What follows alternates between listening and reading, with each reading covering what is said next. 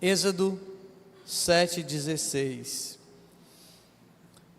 Então diga-lhe: o Senhor, o Deus dos Hebreus, me enviou para lhe falar: deixe meu povo sair para me adorar no deserto. Amém? Coloque a mão no seu coração. Pai, estamos aqui, Senhor, para te adorar como teu povo escolhido. Queremos, Senhor, render graças ao teu nome, te louvar, te engrandecer. Aqui, Senhor, entregar o nosso melhor, a nossa melhor adoração, o nosso melhor louvor. Ó Deus, traga uma palavra, Senhor, ao nosso coração, mas não mais uma palavra, Senhor, que vamos ouvir e que vamos dizer: foi muito boa essa palavra, mas que não vai produzir efeito de mudança em nossas vidas. Nós não queremos isso, Pai. Queremos, Senhor, receber essa palavra, que ela produza em nós frutos de justiça. Queremos ser transformados, Senhor. Queremos ser vivificados. Queremos, Senhor, estar aptos para experimentar a tua boa, agradável e perfeita vontade, Senhor. Nós te pedimos, Senhor, abra o nosso entendimento, flua através de nós, Senhor. Nós te pedimos, Pai, em nome do Senhor Jesus, que o Senhor venha produzir em nós aquilo que o Senhor deseja, que o teu Espírito Santo venha nos conduzir, Senhor, a um tempo, Senhor, de prática daquilo que estamos ouvindo, em nome do Senhor Jesus. Amém e amém. Glória a Deus, pode sentar. Então nós estamos vendo nessa série o propósito do deserto, e o propósito é adoração a Deus, para nos tornarmos semelhantes a Ele. Amém? Esse é o propósito do deserto. Mas nesse percurso do deserto, nós aprendemos muitas lições com Deus. Então na mensagem passada nós falamos que o deserto é um lugar de proteção e promoção. Nós falamos aqui que eles levariam 40 dias para eles irem direto para a terra prometida. Talvez menos, mas eles iam passar pelo campo do inimigo. E eles não estavam preparados para enfrentar o inimigo naquele momento. Então Deus mandou eles ir dar uma volta para passar pelo deserto, para que eles então fossem preparados, para eles poderem guerrear contra os inimigos. Então, o deserto, nós falamos, a primeira coisa, que o deserto não é uma punição de Deus. O deserto, os momentos difíceis, as lutas, não são uma punição de Deus. Na verdade, é uma proteção de Deus, porque Ele está nos protegendo de algo pior. Segunda coisa, o deserto não é para sempre. Quem define a duração do deserto sou eu e você. Você define a duração do seu deserto, porque você só vai sair do deserto quando você estiver preparado. João Batista ficou no deserto até que ele estivesse pronto para se apresentar ao povo de Israel. Então, vai depender de você a duração do seu deserto. Do povo de Israel durou 40 anos, porque eles eram insensatos, teimosos, e não entenderam, não ouviram a voz de Deus. A duração do deserto de Jesus durou 40 dias, porque ele ouviu a voz do Espírito Santo. Então, quem define a duração do deserto sou eu e você. Mas o deserto não é para sempre. Mas se eu for teimoso, o meu deserto pode me levar à morte, como levou o povo de Israel. 3. O deserto é um ventre, é no deserto que Deus gera em nós intimidade, dependência dEle. Deus faz com que a gente viva uma dependência, aprenda a depender dEle no deserto, para que quando a gente entre na terra de Canaã, para que quando a gente alcance as promessas de Deus, a prosperidade de Deus, o lugar onde Ele quer nos colocar, nós não nos tornemos orgulhosos por onde estamos, mas sempre possamos lembrar que nós dependemos dEle. Amém? Então isso foi um resumo da palavra de domingo passado, né? E hoje nós vamos continuar E hoje nós vamos falar sobre que o deserto é um lugar de renovo. Amém? Quantos precisam ser renovados pelo Senhor aí? Diga amém.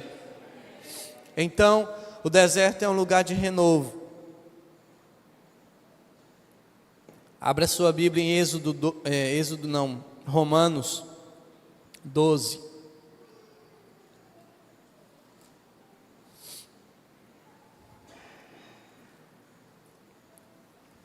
Romanos 12.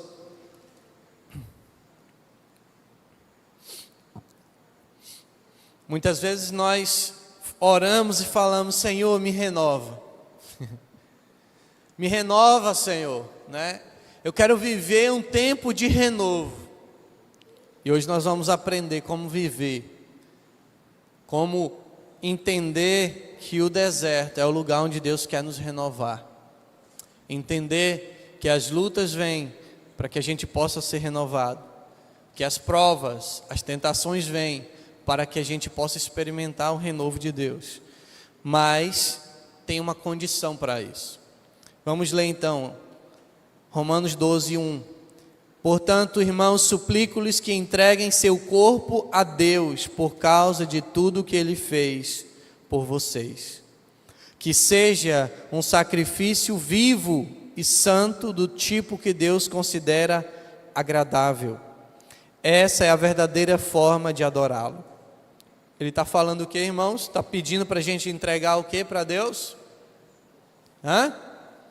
O nosso corpo. Vamos repetir mais forte. O nosso corpo.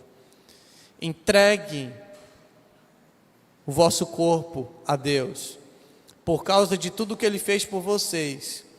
Que seja um sacrifício vivo. Entregar o corpo, você não precisa morrer para entregar o seu corpo para Deus. Não é isso. É um sacrifício vivo, santo. É uma vida que busca santidade. É uma vida que busca viver em prol da vontade dEle. Esse tipo de sacrifício, esse tipo de entrega, Deus considera agradável. E essa é a verdadeira forma de adorá-lo. A verdadeira forma de adorar a Deus é uma vida de renúncia, é uma vida de entrega, é uma vida de sacrifício, irmãos. Quem afirma que permanece no amor de Deus deve viver como Ele viveu. Como foi que Jesus viveu, irmãos? Uma vida de sacrifício, uma vida se doando pelos outros, uma vida em que algum momento que Ele pensava em descansar, a multidão cercava Ele, e Ele então se enchia de compaixão e ia cumprir a sua missão. Vida de sacrifício, viva de entrega. Sabe quando você está cansado, mas você vê o que precisa ser feito, e você vai lá e se sacrifica o seu tempo, sacrifica as suas vontades, sacrifica os seus sonhos, para viver a vontade de Deus. Essa é a verdadeira forma de adorar a Deus. Não é uma maneira religiosa, irmãos. Não é uma maneira de bater um ponto na igreja que Deus deseja ser adorado. Nós adoramos quando levantamos as nossas mãos. Nós adoramos quando falamos, quando dizemos palavras de louvor, como fizemos aqui, adorando ao Senhor por meio dos louvores. Mas se as nossas palavras não forem acompanhadas de atitudes, irmãos, Jesus vai falar a mesma coisa que Ele disse para os fariseus: eles me honram com os lábios, mas o seu coração está longe de mim. Então, nós somos conduzidos ao deserto pelo próprio Deus, pelo próprio Espírito de Deus, para que a gente possa aprender a oferecer a Deus uma verdadeira adoração. Não imitem o comportamento e os costumes desse mundo, mas deixe que Deus os transforme por meio de uma mudança em seu modo de pensar, a fim de que experimentem a boa, agradável e perfeita vontade de Deus. Então nós vamos por partes aqui, nós vamos ver esse texto aqui por partes, e vamos nos basear na vida dessas pessoas que passaram pelo deserto, né? Essa série está se baseando na vida de 3 pessoas, na verdade, de Moisés e do povo de Israel, e também na vida de Jesus e também na vida de João Batista. Então essas pessoas são exemplo de pessoas que passaram pelo deserto e nos ensinam algumas lições ruins, né, que para nós podemos aprender com os erros deles, e outras lições boas, exemplos bons, para que a gente possa seguir. Então, a primeira coisa que nós precisamos entender, que Deus nos leva ao deserto para mudar a nossa forma de pensar. Deus nos leva para o deserto para que a gente possa se desvincular do Egito, porque Ele nos libertou por obra e graça dEle.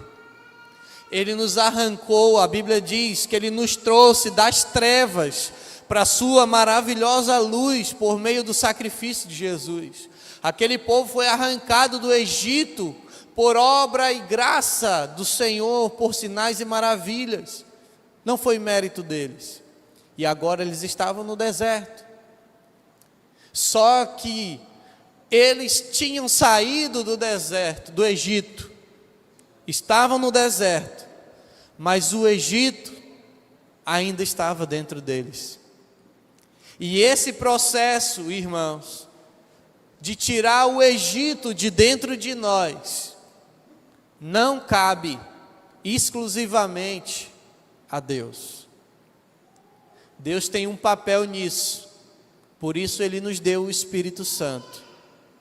E com a ajuda do Espírito Santo, nós podemos arrancar o Egito de dentro de nós. Amém? Então Deus te deu ferramentas, mas quem vai tirar o Egito de dentro de você é você mesmo. Ele te deu o poder necessário para isso, porque sem esse poder ninguém jamais conseguiria ter uma mudança de mentalidade. Ninguém jamais conseguiria obedecer a Deus. Ou seja, ninguém estaria apto para adorá-lo. Porque para estar na sua presença é necessário ser perfeito. Então, Ele nos deu o poder do Espírito Santo, para então nós usarmos essa ferramenta, para removermos o Egito de dentro de nós. Então Deus levou o povo de Israel, Deus conduziu o povo para o deserto, para que o povo adorasse a Ele. Mas antes de Deus se revelar ao povo de Israel no Monte Sinai, Deus experimentou esse povo.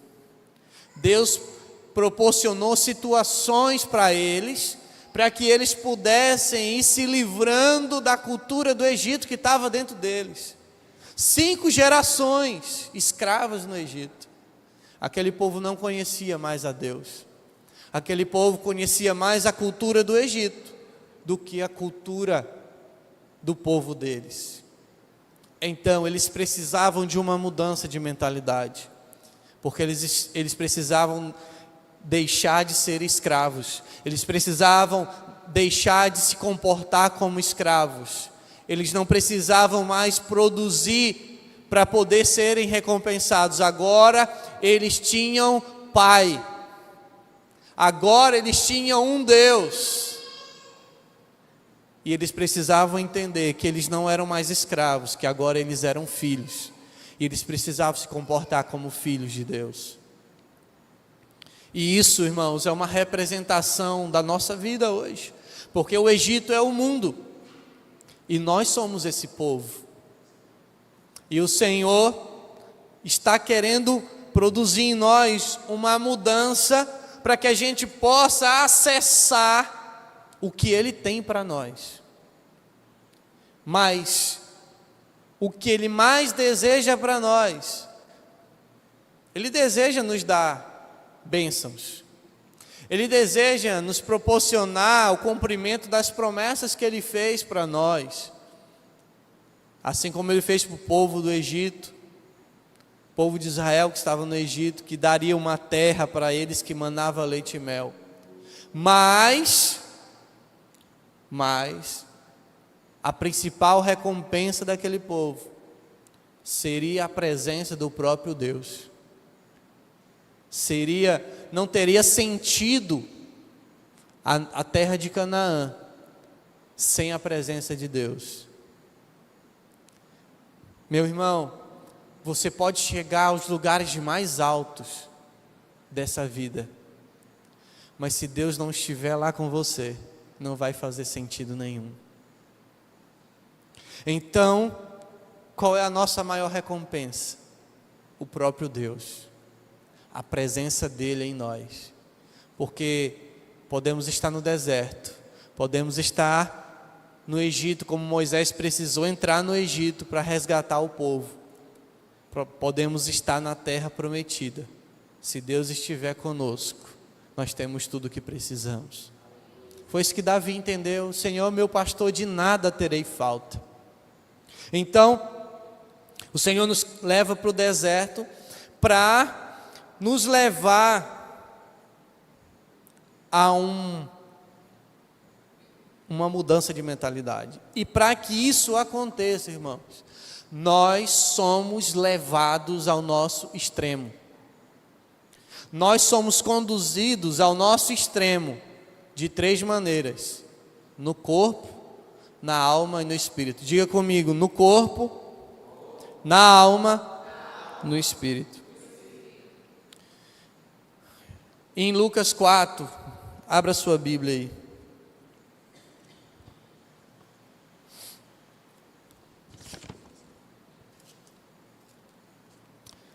Lucas 4. Primeiro versículo. Jesus, cheio do Espírito Santo, voltou do Rio Jordão e foi conduzido pelo Espírito no deserto. Jesus estava o quê, irmãos? Cheio do Espírito Santo. Tinha acabado de ser batizado por João e foi cheio do Espírito Santo. E o Espírito conduziu Jesus para o deserto. Você pode ter um chamado, você pode ter algo que Deus te deu, mas se você não passar pelo deserto primeiro, você não está apto para exercer o seu chamado. Moisés saiu do Egito, viveu 40 anos no Egito. Depois ele viveu 40 anos no deserto, para depois exercer o seu ministério por 40 anos. Nós precisamos entender por onde Deus está nos levando, o que Deus está querendo fazer em nós, para que então a gente possa cumprir o propósito pelo qual Ele nos chamou.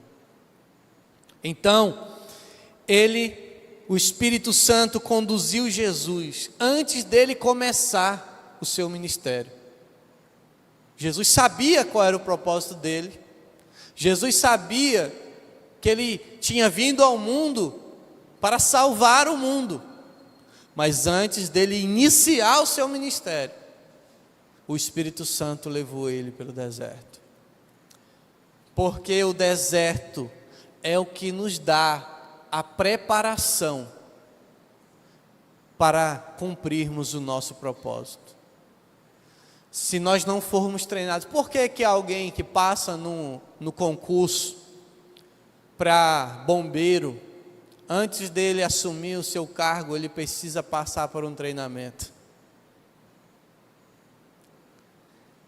E ele é submetido a um treinamento extremo. Meu primo agora esses dias concluiu o curso dele, concluiu o treinamento e já está exercendo a profissão. Eu vi um videozinho dele, meu amigo, é puxado. Eles são levados ao extremo. Por quê? Porque se eles não tiverem o preparo, eles não vão suportar a missão. Então eles são testados ao extremo, tanto no corpo quanto na alma, psicologicamente, eles são testados.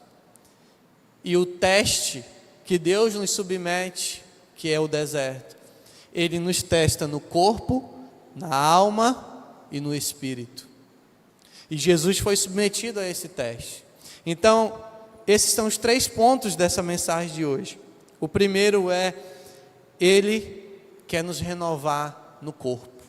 Então, para isso, Ele nos submete a um teste. O teste do corpo é o primeiro ponto.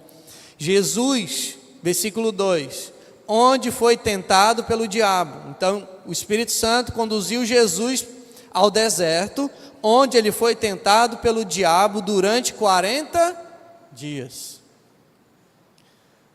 O Espírito Santo conduziu Jesus ao deserto. E Deus permitiu que o diabo tentasse Jesus. Para quê, irmãos? Para que ele fosse aprovado, para poder executar a sua missão.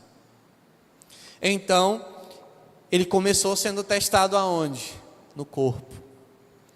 Não comeu nada durante esse tempo e teve fome. Jesus jejuou durante 40 dias.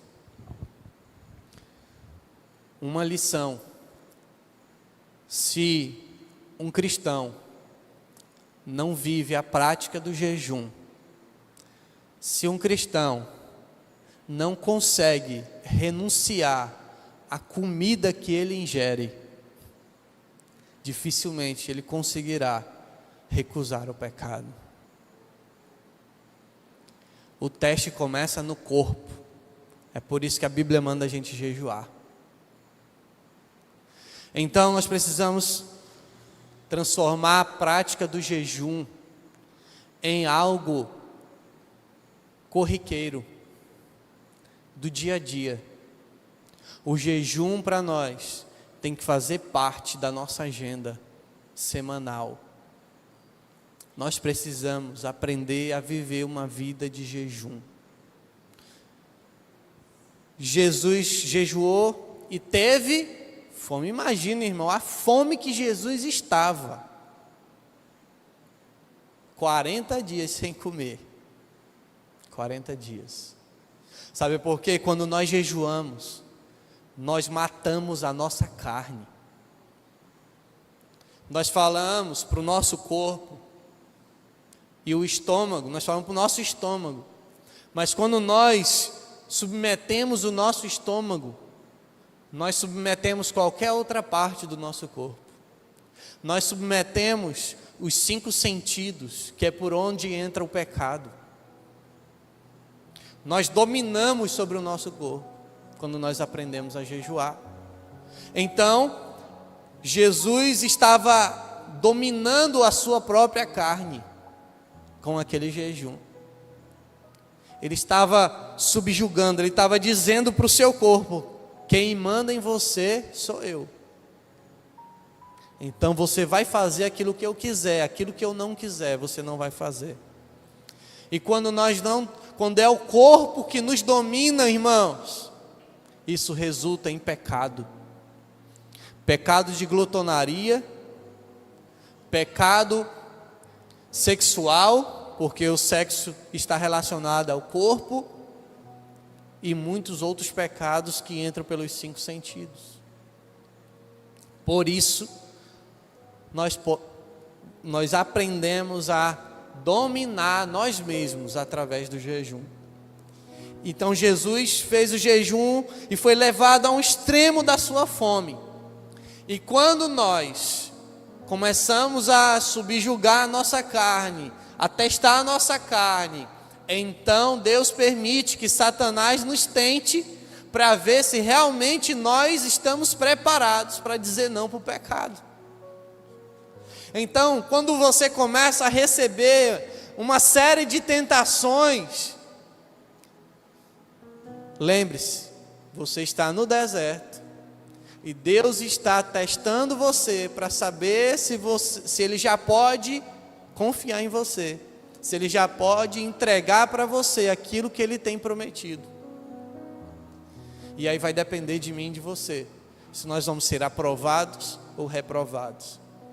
Se a gente reprovar, a gente volta para o começo do teste.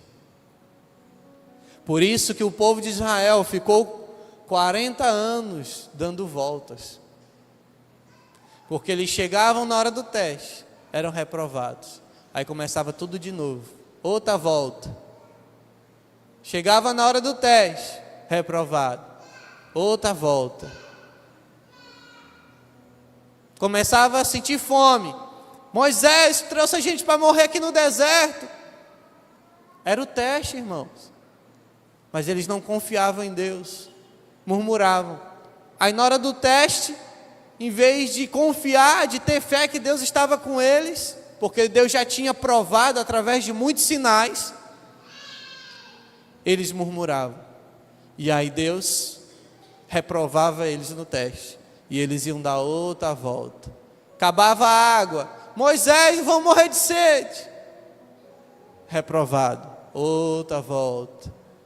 Moisés, estamos enjoados de comer maná, querem comer carne. Outra volta. E 40 anos eles deram volta.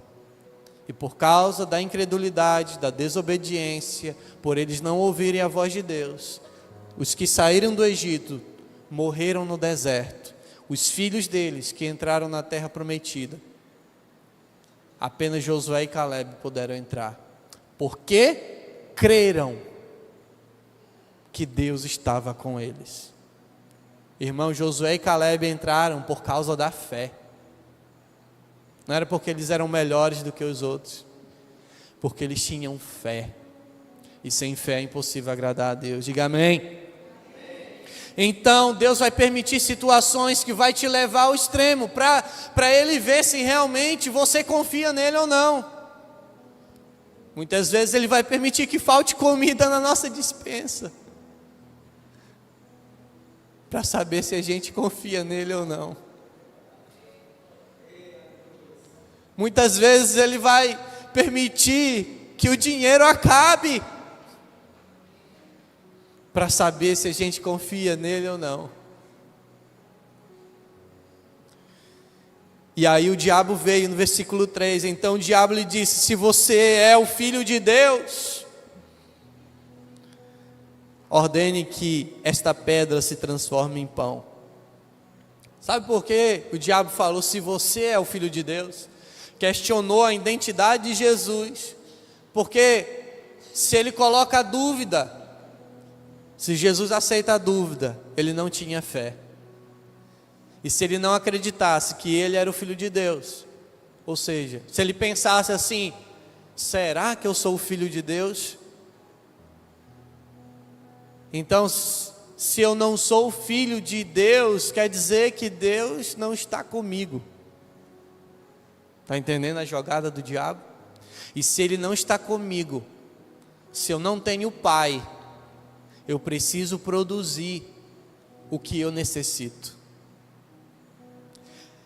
E essa foi a estratégia de Satanás. Você não tem pai, você não é o Filho de Deus, você está passando fome, produza, porque você está precisando. O que ele diz? Ordene que esta pedra se transforme em pão, produza o seu alimento. Você está necessitado. Pare de confiar em Deus. Esse negócio de confiar em Deus, de orar, de jejuar, esqueça isso. Para de perder tempo com isso. Para de perder tempo orando. Para de perder tempo lendo essa Bíblia. Vai trabalhar que tu ganha mais.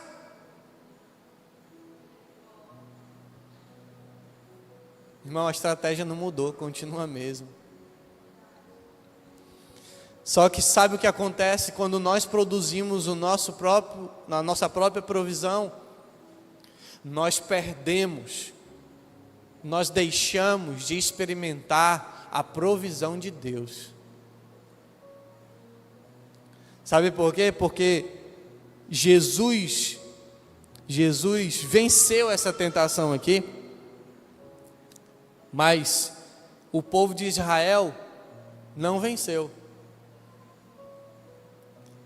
O povo de Israel foi reprovado, Porque na hora que eles sentiam fome, em vez deles confiar que Deus iria mandar, eles murmuravam. E pela misericórdia de Deus, porque Deus ainda estava insistindo com eles, Deus estava provendo. Mas Deus queria prover muito mais do que aquilo que Ele estava provendo, se eles confiassem nele. E Jesus, no versículo 4, rebate a Satanás dizendo, Jesus porém respondeu, as Escrituras dizem, uma pessoa não vive só de pão, mas de toda palavra que procede da boca de Deus. A minha provisão, Jesus disse. Jesus usou a palavra, irmão, se ele não conhecesse, ele estava desarmado. Jesus disse, a minha provisão vem de Deus. E sabe o que significa isso? Em em Mateus 4:11, que conta a mesma história da tentação, tem um detalhe que não tem aqui em Lucas. Quando acabou a tentação, diz que os anjos vieram e serviram a Jesus. Quando nós produzimos a nossa própria provisão, nós perdemos a provisão que vem de Deus, a provisão sobrenatural, a provisão que os anjos vão trazer a nós, a comando do Pai. Então, suporte o extremo, suporte a tentação. Vença, use a palavra, se aproprie da palavra, se aproprie daquilo que Deus já falou para você, e você vai experimentar o sobrenatural de Deus, a provisão que vem de Deus, que você não vai explicar. Jesus podia explicar, irmãos, os anjos descendo com pão para ele. É isso que nós experimentamos quando nós vencemos. Então nós somos levados ao extremo no nosso corpo.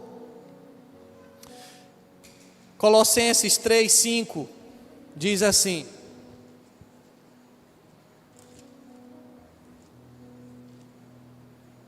Colossenses 3:5: portanto, façam morrer as coisas pecaminosas e terrenas que estão dentro de vocês.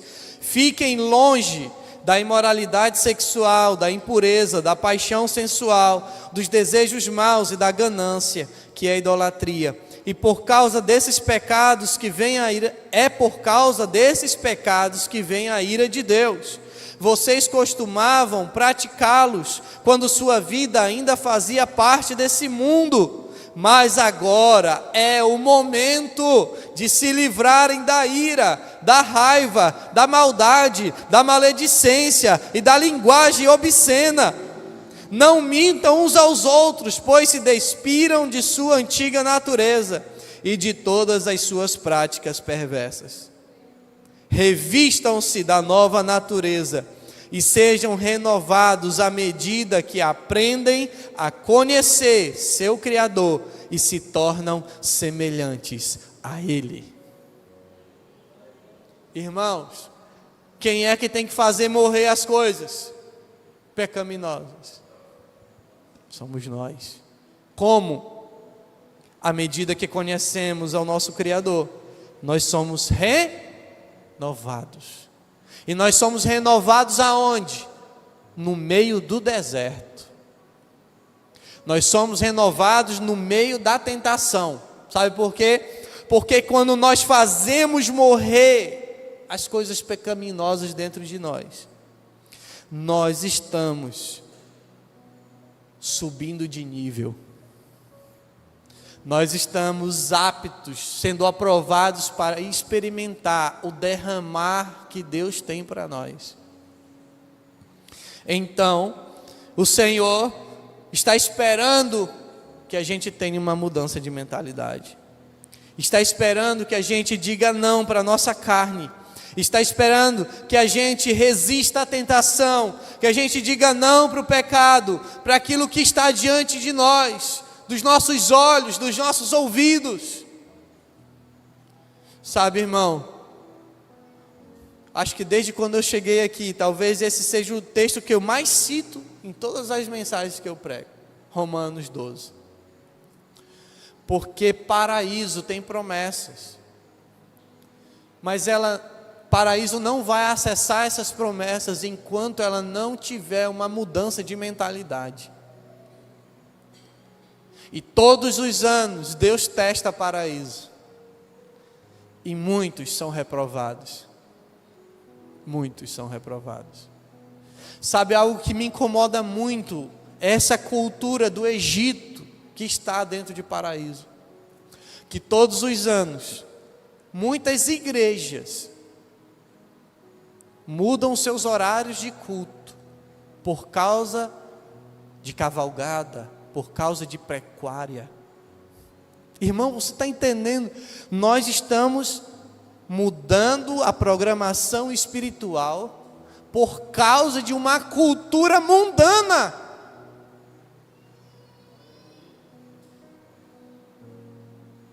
Nós estamos querendo adaptar a igreja ao mundo. E aí, muitos falam assim, não, vocês vêm para não deixar de vir para o culto adorar, não deixa de adorar a Deus. Mas depois pode ir para a pecuária.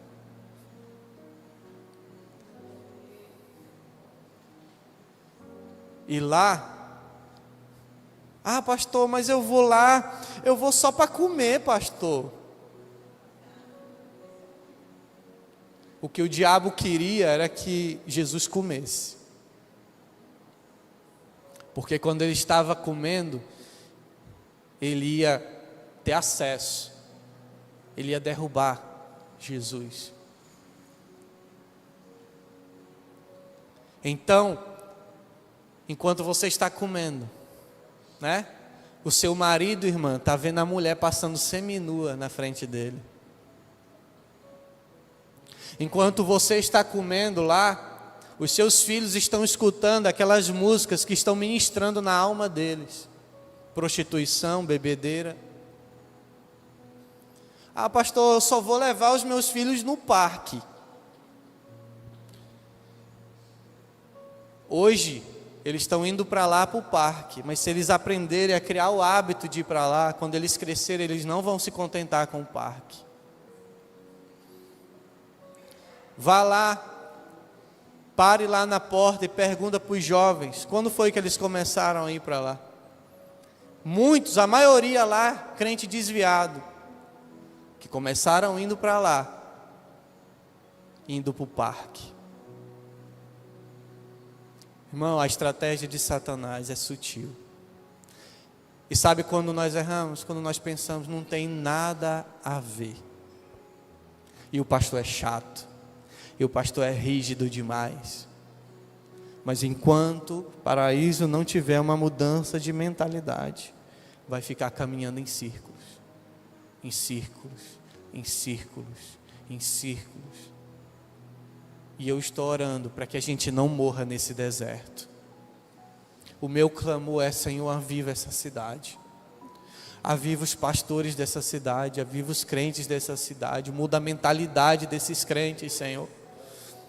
Muda a história da igreja de Paraíso. Eu não quero morrer nesse deserto. Aí as pessoas vivem o ano todo, buscam a Deus, quando chega perto. Quando eu cheguei aqui era assim, irmão. Chegava perto da semana da pecuária, os crentes começavam a sair dos cargos tudo, porque já estava planejando se desviar. Muita coisa já mudou. Mas ainda tem muita coisa para ser mudada. Então, nós precisamos deixar a cultura do Egito, irmão. O Egito, nós saímos do Egito, mas às vezes o Egito não saiu de dentro de nós. Nós nos comportamos como se nós fôssemos desse mundo. E Jesus disse, vocês não são desse mundo. Nós precisamos nos apropriar de uma mentalidade do reino de Deus, porque sem essa nova mentalidade, sem um renovo de mente, nós não vamos experimentar a boa, agradável e perfeita vontade de Deus.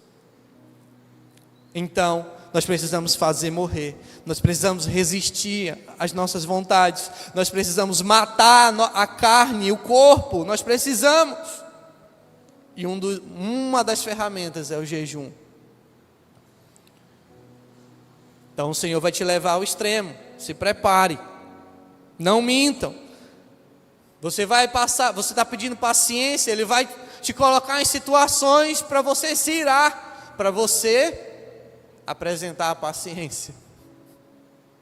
Você está pedindo amor pelo próximo, o teu irmão vai te ofender, para você aprender a amá-lo, a perdoá-lo. Me ensina, Senhor, a perdoar. Te prepara, porque Deus vai te colocar no teste para saber se você aprendeu a perdoar. Me ensina, Senhor, a amar. Te prepara, que Ele vai proporcionar situações para você mostrar se você aprendeu ou não. Porque o deserto é necessário. Segundo teste, o teste da alma. Jesus foi levado ao extremo também na sua alma. Então, ainda no corpo, Romanos 12:1 diz: ofereçam o quê? O corpo de vocês como sacrifício vivo. Ofereça o seu corpo, irmão. Diga não para o pecado sexual, diga não para a prostituição, diga não para a masturbação, diga não para a pornografia, diga não. Isso não pode te dominar, isso não pode governar a tua vida. Vigie o que você vê, os olhos são a janela da sua alma. Vigie o que você ouve, vigie o que você fala, vigie os seus 5 sentidos, irmão.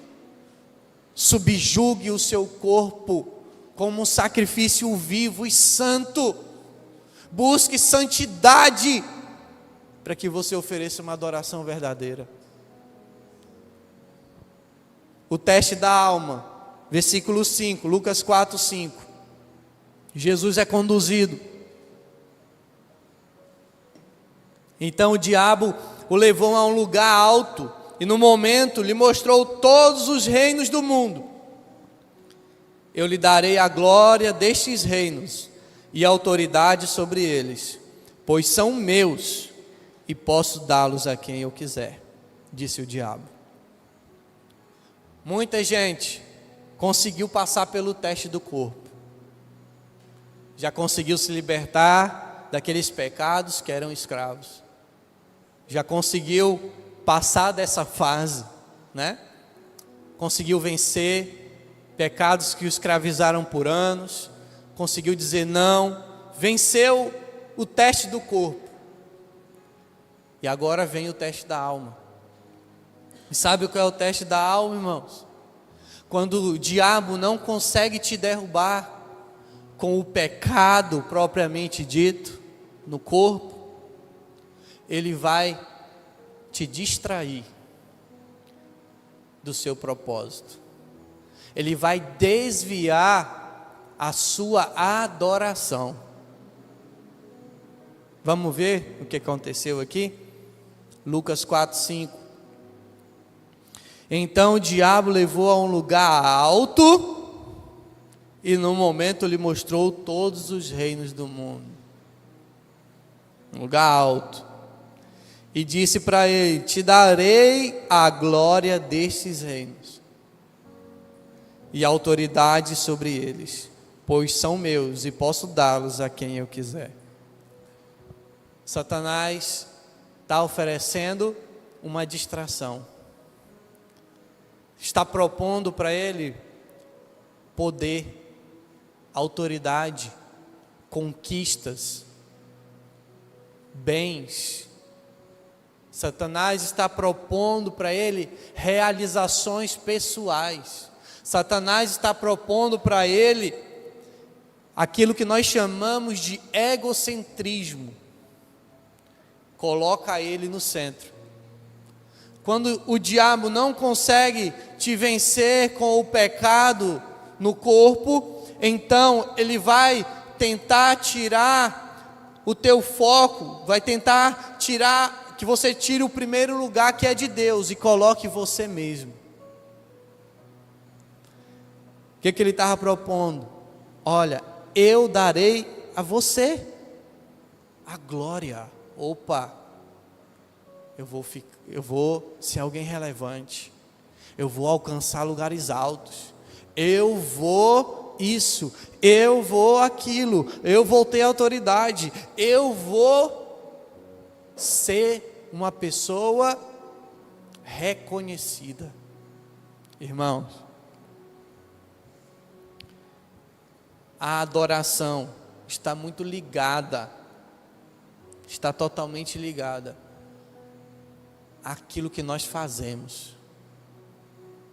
Eu vou te mostrar mais na frente como que isso está ligado. E aqui ele está propondo a glória desses reis. A glória é de Deus. E Satanás estava propondo: eu te darei a glória. Quando nós entramos no deserto, o diabo, ele nos tenta, com permissão do Espírito Santo, porque é o nosso teste, para saber se nós vamos aceitar as distrações desse mundo, se nós vamos desviar o nosso foco, se nós vamos nos encantar com aquilo que o mundo pode nos oferecer, com as realizações, com os bens que o mundo pode oferecer a nós. Então, se ele não consegue nos distrair com o pecado, ele consegue nos alcançar, nos derrubar com os nossos próprios desejos. É o egocentrismo. Ele nos torna servos de nós mesmos. Quer ver? O versículo 8, Jesus disse assim, olha como Jesus respondeu: as Escrituras dizem. Sabe por que Deus está nos levando às Escrituras? Durante esses 100 dias, irmãos. Não tem como passar pelo deserto sem conhecer a palavra. Jesus venceu porque ele conhecia as Escrituras. E ele se apropriou das Escrituras. Jesus disse: as Escrituras dizem, adore o Senhor, seu Deus, e sirva somente a Ele. Porque no versículo 7, o diabo disse assim: eu lhe darei tudo isso se me adorar. Eu te darei tudo isso se você me adorar. E sabe quando é que nós passamos a adorar o diabo? Irmão, me diga, como é que um crente passa a adorar o diabo? Ele não vai se tornar um satanista. Como? Quando ele começa a adorar a si mesmo. Quando ele começa a colocar o seu projeto de vida na frente do projeto que Deus tem para ele. Então ele começa a amar as coisas desse mundo, começa a viver, ser movido, não por direções do Espírito, não mais pela vontade que Deus tem para ele, mas ele começa a ser movido pelas direções do mundo, pelo que todo mundo está fazendo. Então ele começa a receber a glória que o mundo oferece, o reconhecimento que o mundo oferece. E quando nós aceitamos esse reconhecimento que o mundo nos oferece, nós automaticamente estamos adorando ao diabo. Sabe por quê? Porque o mundo jaz no maligno. Ele está dizendo assim: eu te darei a glória, porque eles são meus, e posso dá-los a quem eu quiser. O mundo, o sistema mundano, o sistema passageiro desse mundo pertence ao diabo. E se nós amamos a esse sistema, que não é o sistema de Deus, não é o reino de Deus, se nós amamos esse mundo, irmãos, nós estamos adorando a Satanás. Por isso Jesus está dizendo: adore o Senhor seu Deus, versículo 8, e sirva somente a Ele. Jesus está falando aqui de adoração e de serviço. Então, tudo aquilo que eu faço determina o que eu adoro. Por isso Jesus disse lá em Mateus 6,24: ninguém pode servir a dois senhores. Coloca aqui para mim no telão, Mateus 6,24. Ninguém pode servir a dois senhores, pois odiará um e amará o outro. Será dedicado a um e desprezará o outro. Vocês não podem servir a Deus e ao dinheiro. Quando eu vivo pelo sistema do mundo, eu não vou ter mais tempo para viver o propósito do reino de Deus. Isso quer dizer que eu vou passar a amar mais esse mundo, vou passar a amar mais o Senhor desse mundo, o Senhor desse sistema, e vou desprezar o Senhor do outro sistema. E o Senhor desse mundo se chama dinheiro, Mamon, e por trás dele está Satanás recebendo a adoração. É por causa do dinheiro que as pessoas não têm tempo para Deus nos nossos dias, irmãos. Porque a vida está uma correria. Atrás de quê? Atrás de reconhecimento, atrás de poder, atrás de dinheiro, de realizações, de bens. E as pessoas não têm tempo para Deus, não têm tempo para o reino de Deus, não têm tempo para servir a Deus. Não tem tempo para realizar as obras do Pai, que nós aprendemos ontem aqui, por causa de um sistema. Então, nós não podemos, não tem como ficar dentro dos dois. O deserto que Deus permite é para que a gente faça uma mudança, para que a gente passe por uma metamorfose, para que a gente faça uma substituição. E isso não é do dia para a noite, irmãos. É um tempo. Para uns é mais rápido, para outros é mais demorado. Como eu falei, o tempo do deserto depende de você. O quanto você está aberto para receber de Deus, o quanto a sua mente está aberta para ser transformada por meio do Espírito dele. Enquanto isso, você vai estar nesse processo. E os testes vêm, se você reprovar, você começa do início de novo.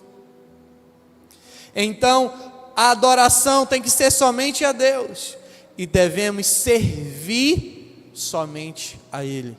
Deixa eu falar uma coisa para você. Isso não é apologia à pobreza, porque o dinheiro é um ótimo servo, mas é um péssimo senhor. Se você entender que você serve a Deus, que a sua provisão vem de Deus, quando Deus te der dinheiro, você não vai fazer do dinheiro o seu senhor. Você vai saber dar para o dinheiro o lugar que é dele, que não é o primeiro lugar. Então dinheiro não é maldição, dinheiro é bênção. Maldição é amar o dinheiro.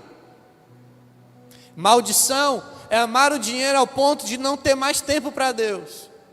Maldição é amar o dinheiro que não tem mais tempo para cumprir o propósito de Deus. Isso é maldição. Mas quando nós entendemos que nós temos Pai, que Ele provê o que a gente precisa, e que quando a gente recebe a provisão, irmão, a gente entende que não é nosso, foi Ele que nos deu. E por isso, a gente usa a riqueza ímpia desse mundo para conquistar amigos. Por isso a gente abençoa as pessoas. Por isso a gente tem generosidade para abençoar o reino de Deus, para continuar fazendo com que a palavra continue sendo pregada, para investir em missões. para abençoar a vida do irmão que está passando por um momento difícil financeiramente. Porque nós entendemos que a nossa provisão não foi nós que produzimos, foi Ele que nos deu. Amém? Quando nós entendemos esse lugar, irmãos, aí Deus tem prazer de levar a gente em lugares altos. Porque se nós chegarmos nesse lugar alto com esse entendimento, o propósito do reino vai avançar. Na conferência lá, irmãos, os pastores falaram sobre o plano deles de fazer 50 cruzadas na África para alcançar 10 milhões de vidas. Só que eles falaram: olha, para fazer 50 cruzadas, são cifras milionárias. Porque eles têm que montar estruturas enormes, porque as cruzadas lá são de milhões de pessoas. Então eles precisam de muito recurso, muito dinheiro, milhões e milhões de dólares, para enviar a equipe para lá, para fazer tudo.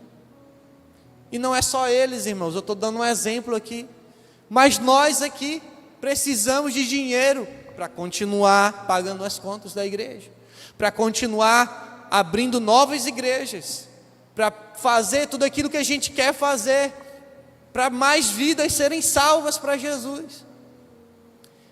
Mas Deus precisa de pessoas com essa mentalidade. E aí, irmãos, eles contam vários testemunhos. Deus levanta milionários que derramam dinheiro dentro do propósito da missão. Deus levanta pessoas espalhadas por todo o mundo que investem, e as conferências acontecem, as cruzadas acontecem. Eles não sabem explicar, mas milhões entram na conta e eles conseguem realizar as cruzadas. Porque o dinheiro tem que ser nosso servo. Agora eu pergunto para você, enquanto você trabalha, através do seu trabalho, você usa o seu trabalho para adorar o Senhor? Você serve ao Senhor? Vou remodular a pergunta. Você serve ao Senhor com o seu trabalho? Ou você serve ao seu trabalho? Onde Deus te colocou, você está servindo a Ele com aquilo que Ele te deu habilidades para você fazer? Você está abençoando a vida de outras pessoas com aquilo que você sabe fazer? Você está sendo o melhor naquilo que Deus te propôs a fazer? Você está resplandecendo a luz dele lá? Você está servindo a Deus com o seu trabalho, com o seu dinheiro? Ou você está sendo servo do dinheiro? Ou você está trabalhando porque você está precisando de dinheiro? Até isso a sua mentalidade precisa mudar, porque o seu trabalho, irmão, aquilo que Deus te chamou para fazer, não é simplesmente para você receber no final do mês o seu salário. O seu trabalho é para abençoar outras pessoas. O seu trabalho é para servir o seu patrão, o seu trabalho é para servir os seus funcionários, o seu trabalho é para servir a cidade, o seu trabalho é para servir o próximo, é para servir a Deus, porque quando nós servimos ao irmão, nós estamos servindo a Deus. Você tem que trabalhar com uma visão diferente. Você não vai trabalhar porque você precisa de dinheiro, você vai trabalhar porque você vai cumprir aquilo que Deus colocou na sua mão para você fazer, e abençoar a vida das pessoas, e ser bênção na vida das pessoas. E a consequência disso, sabe o que é? Deus vai te dar o dinheiro que você precisa. Deus vai dar o servo para te servir, para suprir as suas necessidades na sua casa. Mas o seu coração não pode estar atrás do dinheiro, irmão. Não trabalhe porque você precisa de dinheiro. Trabalhe porque você ama o que faz e porque você ama a Deus em primeiro lugar. Se você entender isso, Deus vai fazer assim com você, ó. Você vai crescer onde você está. Você vai prosperar onde você está. E que tem o chamado para largar o trabalho secular, vai entender quando chegar o momento. Não, Deus está me chamando para mim abrir mão, porque Ele quer que eu trabalhe exclusivamente no reino dEle. Ele quer fazer como Pedro, deixar de ser pescador de peixes e me tornar pescador de homens. Mas são chamados específicos. E Deus vai falando, fala através de pessoas, fala através da liderança. Pode ter certeza que Ele fala. E a gente precisa estar apto para ouvir a voz dEle. Amém? Não sirva o dinheiro, adore somente a Deus. Não sirva a você mesmo, sirva ao outro. E assim você vai estar servindo a Deus. E terceiro e último lugar em que nós somos submetidos ao teste do deserto é quando nós somos testados no Espírito. Em Lucas aqui, no versículo 9, então o diabo levou a Jerusalém até o ponto mais alto do templo e disse: se você é filho de Deus, salte daqui, pois as escrituras dizem, Ele ordenará aos seus anjos que o protejam, eles o sustentarão com as mãos, para que não machuque o pé em alguma pedra. Aqui, o diabo estava questionando a proteção, o cuidado, a presença de Deus. Satanás queria que Jesus colocasse Deus à prova. Satanás queria que Jesus se lançasse para que Jesus falasse para o Pai: se realmente o Senhor está comigo, então me protege aqui. E isso é colocar Deus à prova. Porque Deus não precisa provar que está com a gente. Ele já disse que estaria conosco todos os dias, até a consumação dos séculos. Ele já disse: eu sou o Deus que te vê. Ele já disse: eu sou o Deus Emanuel, Deus conosco. Ele já disse que está conosco, irmãos. Ele não precisa mais provar. Ele já falou. Então nós não podemos testá-lo para ver se ele está ou não está. Porque se fizermos isso, vamos colocar ele à prova. Êxodo 17, versículo 7, diz assim: o povo de Israel estava reclamando porque não tinha água. E aí ele disse: Moisés chamou aquele lugar de Massa e Meribá, pois o povo de Israel discutiu com Moisés e pôs o Senhor à prova, dizendo: o Senhor está conosco ou não? Sabe por que eles perguntaram isso? Porque estava faltando água. E por causa do teste ali, não tinha água. Eles estavam provando, experimentando a escassez. Era um teste para ver se eles iam ter fé. E aí o povo murmurou. E a murmuração é colocar Deus à prova. O Senhor está conosco ou não? Irmãos, Ele está conosco, independente se tem ou não tem. Mas se não tem, é porque Ele está querendo ver a sua fé. Até onde vai a sua fé? E dependendo até onde for a sua fé, determina a bênção que Ele vai te entregar. Então, aquele povo colocou Deus à prova. E Satanás estava querendo que Jesus colocasse o Pai à prova para questionar a sua presença, questionar a sua proteção. E Jesus respondeu o seguinte, versículo 12, Jesus respondeu: as Escrituras dizem, não ponha à prova o Senhor, seu Deus. Jesus sabia, porque o Pai já havia falado para ele: você é o meu filho amado, em quem tenho muita alegria. Naquele momento do deserto, Deus não precisava provar que estava com ele, porque a palavra já havia sido dada. Então Jesus, baseado nas Escrituras e baseado naquilo que ele tinha ouvido do Pai, falou: não ponha à prova o Senhor seu Deus.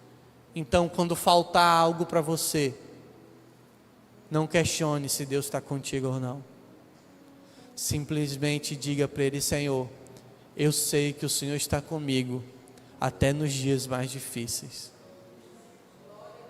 Eu te apresento as minhas necessidades, pois eu sei que a tua provisão, que a minha provisão vem de ti. Irmãos, é tudo que Deus quer ouvir da sua boca.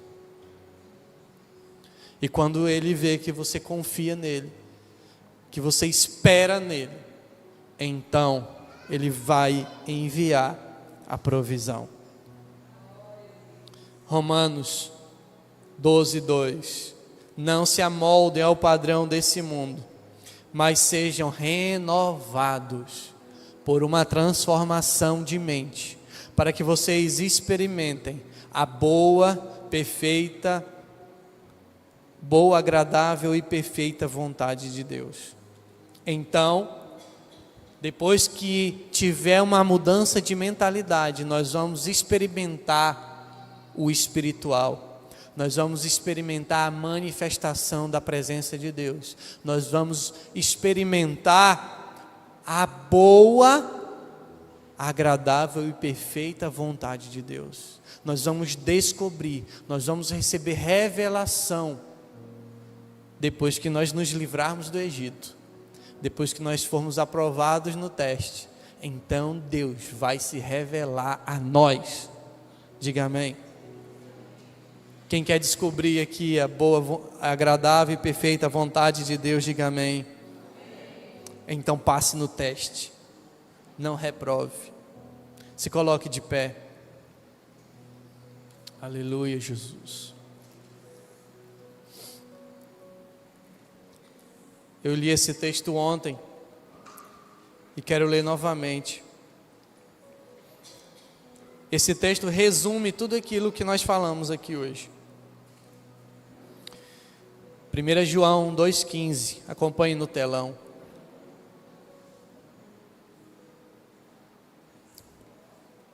Não amem esse mundo, nem as coisas que ele oferece. Pois quando amam o mundo, o amor do Pai não está em vocês. Porque o mundo oferece apenas o desejo intenso por prazer físico, corpo. Tentação no corpo. O desejo intenso por tudo o que vemos e o orgulho de nossas realizações e bens, tentação da alma. Isso não provém do Pai, mas do mundo. E este mundo passa, e com ele tudo que as pessoas tanto desejam. Mas quem faz o que agrada a Deus vive para sempre. E aqui nós acessamos um lugar da presença do Espírito. O Senhor quer se revelar a você. O Senhor quer te levar para um novo nível. Mas você precisa entender que o deserto é o lugar onde Ele quer te aprovar. E você precisa passar nesse teste. Feche os seus olhos.